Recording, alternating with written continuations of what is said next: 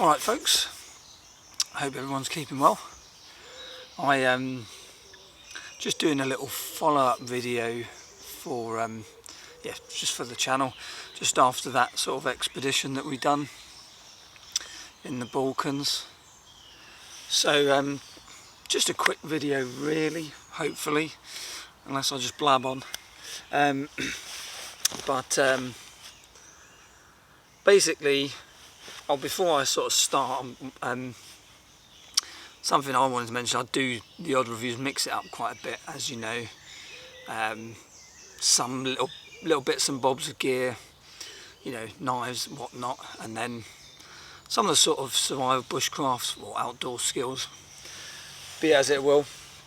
But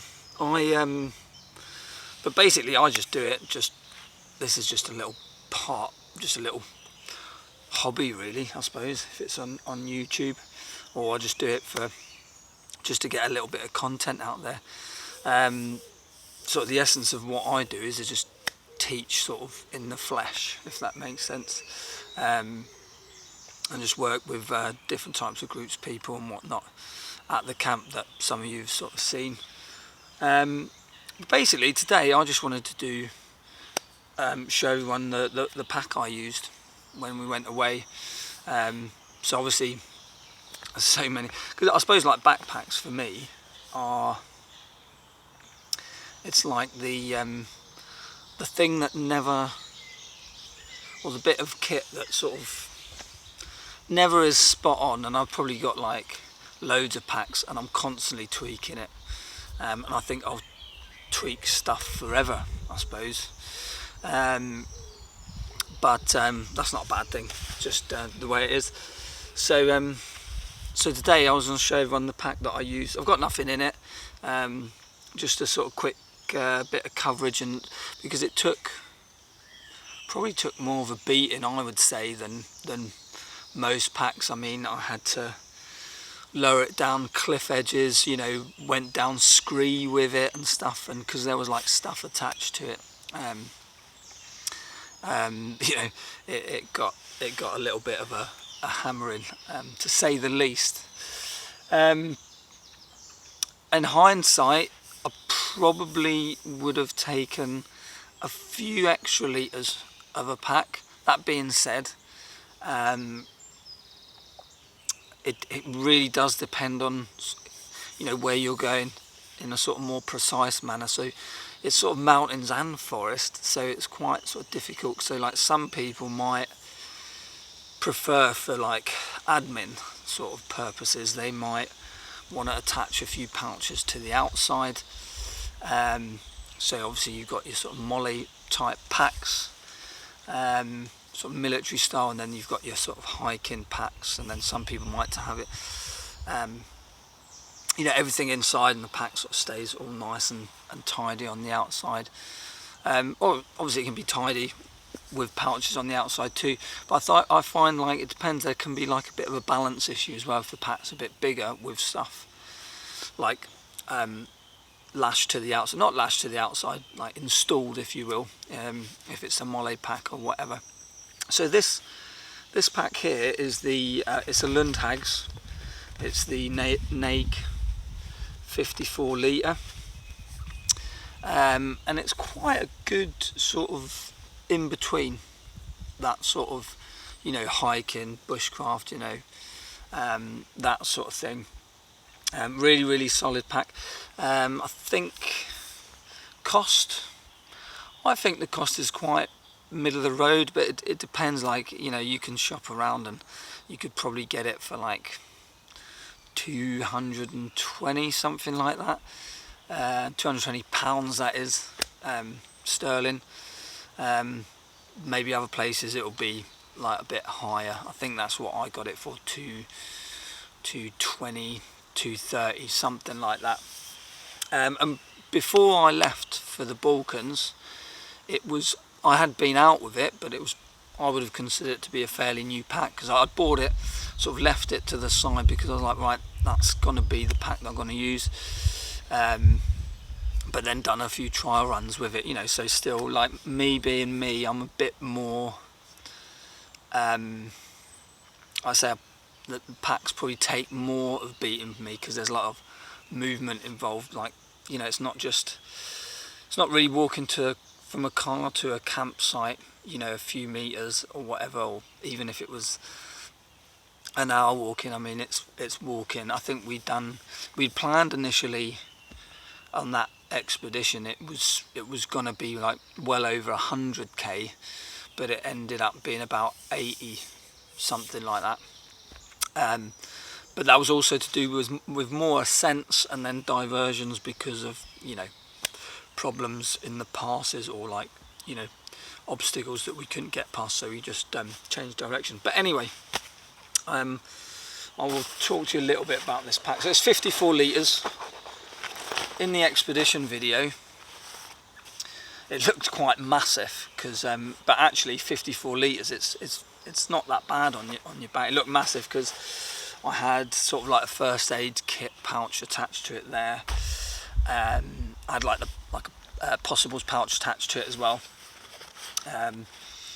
So, and then on the top, I always just had my smock, but the smock was bungeed in, so then it was just like sort of like looked quite flat. So it was like that around the top.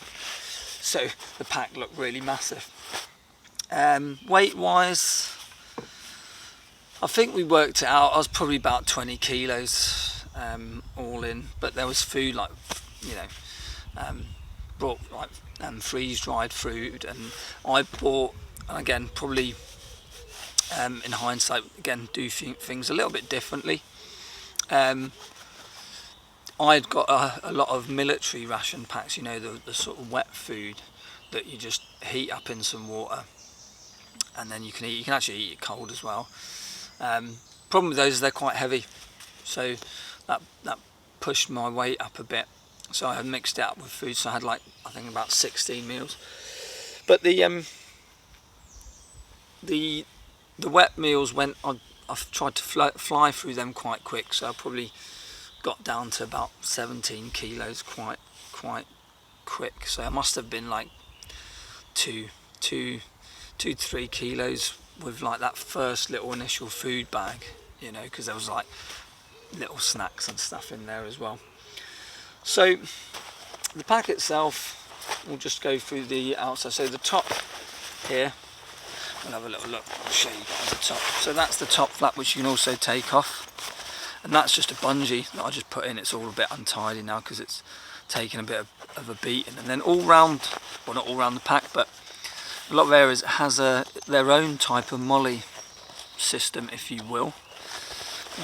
We'll have a little look. I'll see if I can show you that into the camera. You can see where I've put the bungee in. So they've got a webbing here, and then the bungee can go through, or you could lash something through it. It's the size of a small piece of webbing as well, so you could just strap. I actually had webbing with me. So you've got your reasonable sized top flap pouch as well, so you could fit maps, stuff like that in there. You could even have your waterproofs as well, so pretty typical in that way. Same again, you've got your zip at the back with your pouch there, so you know, some people might carry their passports and stuff like that in there if they're hiking. It can be detached as well, the top flap, and then your sort of snow cover that nice easy. These are quite good because it just, the way this works is you tighten it, and then you've got like 2 webbing handles here, and then you just pull them apart like that, and then it opens up and you've got all your space in there, nice and easy. There's just all that there is in there. There's just a little sort of elasticated pocket in there, so you could put in like sort of flat things, laptop, something like that if you wanted to. I've actually still got my seat in there, forgot to take that out. That was the seat that I had with me. So yeah, pretty basic from the inside. You've got the zip in the top there. That's just for your frame. Front of the pack. So there's like if if you want to really sort of pull everything in and get it all nice and secure, you can obviously use these webbings. This comes over the front as well. You can clip it out, so all the clips are like I believe it's like a titanium that they use, so there's no plastic clips on this pack. Yeah, webbing, and the webbing's a little bit different as well. I think they've reinforced the webbing. I don't know if you can see that, but there's like these 4 lines on there, not really typical, so it's like a reinforced webbing that you won't see. I've only seen it on this pack, so that's pretty impressive really. These types of buckle, they're a bit sort of, if you do have issues, it's sort of an easier repair, because everything just goes in. The whole pack, this system works that way. Just clips in to a little loop, doesn't even clip in, it just loops in like that, and then you pull tight. So that's how you can pull that top bit tight. You know, get that all nice and snug. In here, there you've got like another. It's literally, look, I'm going to show you. This is how we bushwhacked as well. Look, just full of still grass in there. That's just because we was crawling hands and knees and stuff like that sometimes in the woods. That's how dense it was. But so quite a big pouch, and that sort of can be tightened. You can even, you've got a loop there that you can swing that buckle to this as well and tighten that up really close to the pack, so you can really get it balanced if you need to, right? Obviously nice carry handle, so you can actually carry it from the side there as well. So you've got your top loop handle. It's a bit of a small one, but it's strong because it's got that same one, bit of a small one. So if you had like gloves on, and you'd just use some of the Savata packs and stuff like that, they have like a bigger loop, and that's so that you can get your winter mitts in there. But that doesn't matter because you've also got this handle here. Again here, next to the handle there, see if we can see that where my hands are there, just that line. It's the same little kind of, you know, molly system that they've got, and you might see it better on that. Let's have a look. See how that little hole opens there, like that.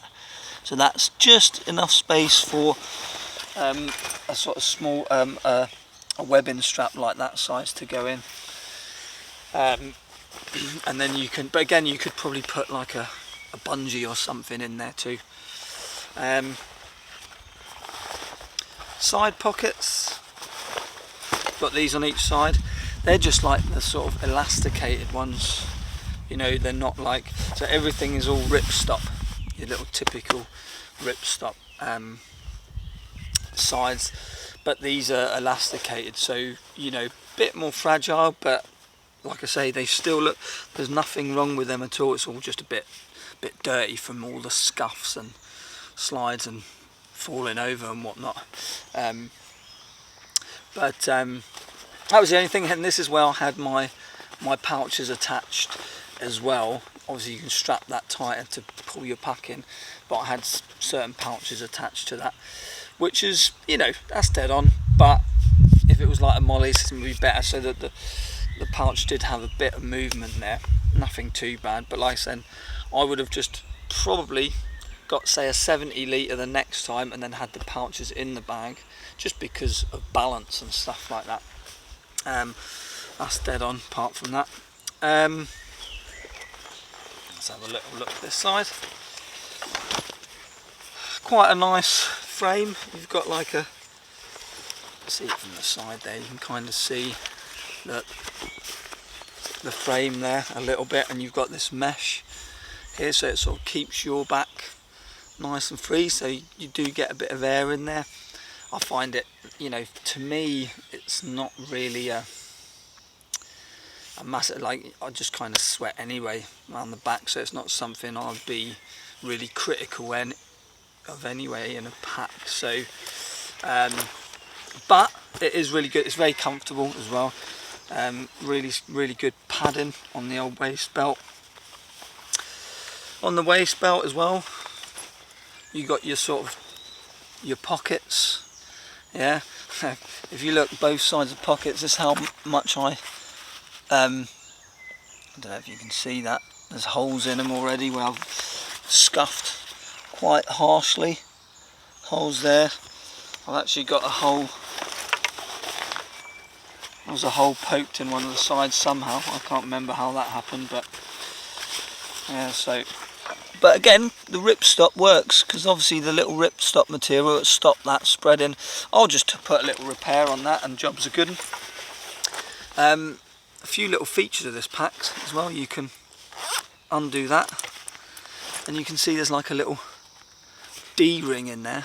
That's for pulling a little sled behind you in like places like in Scandinavia if you was in the snow, so you could attach almost like a little harness, and then you could pull your kit behind you. So it doesn't, this doesn't unzip, it's stitched at the top, and then you've got a zip with a D-ring down there, and then you can just zip that up.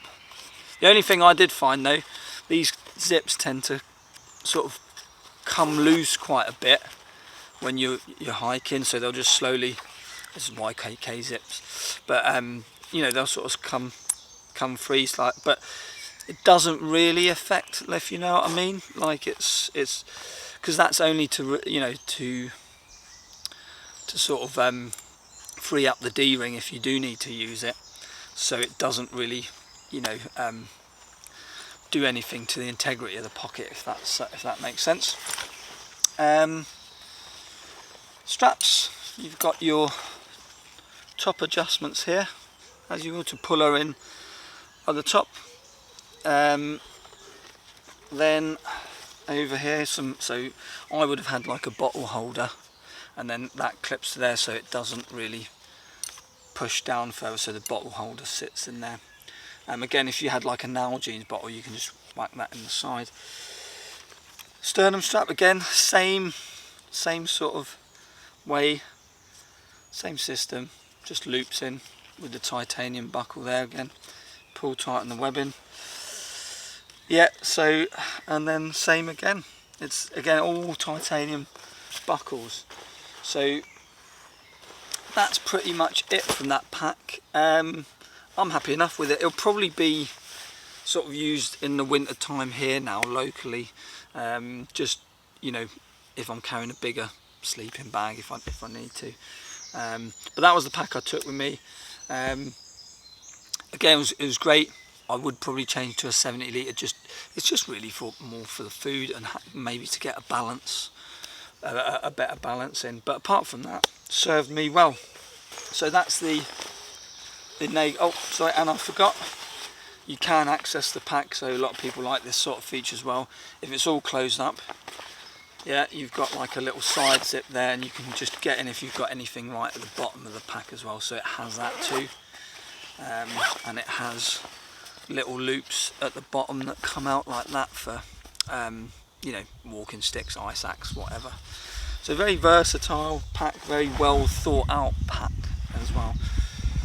And like I say, I find like 200 to 300 not quite a little bit above middle of the road, because obviously like there are packs like Mystery Ranch, you've got Eberle, you know, Hill People gear, where you're going into packs that could be 400 to 800. So, you know, that's sort of, actually I think I've seen military Mystery Ranch packs at £1,000. So 200, if that's 250 quid, it's not that bad, you know. So and Lundhags have got a very good reputation anyway. So but like I say, the holes that I've showed you, that's because like for me, what I do, like the packs have to endure a lot more than probably like this would probably be, you know, it would last a lot longer with someone else probably, like I say. So on another thing, when I'm doing these types of reviews, I don't get paid, I don't get anything sent to me, and if I do or I don't, I'm not really that bothered about it. So you know, I'm not trying to big it up.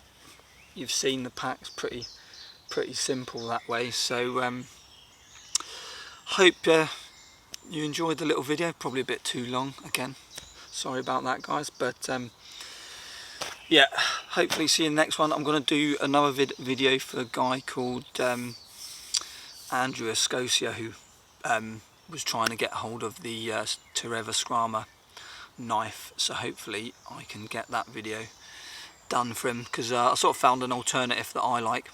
So catch you guys soon. Be good.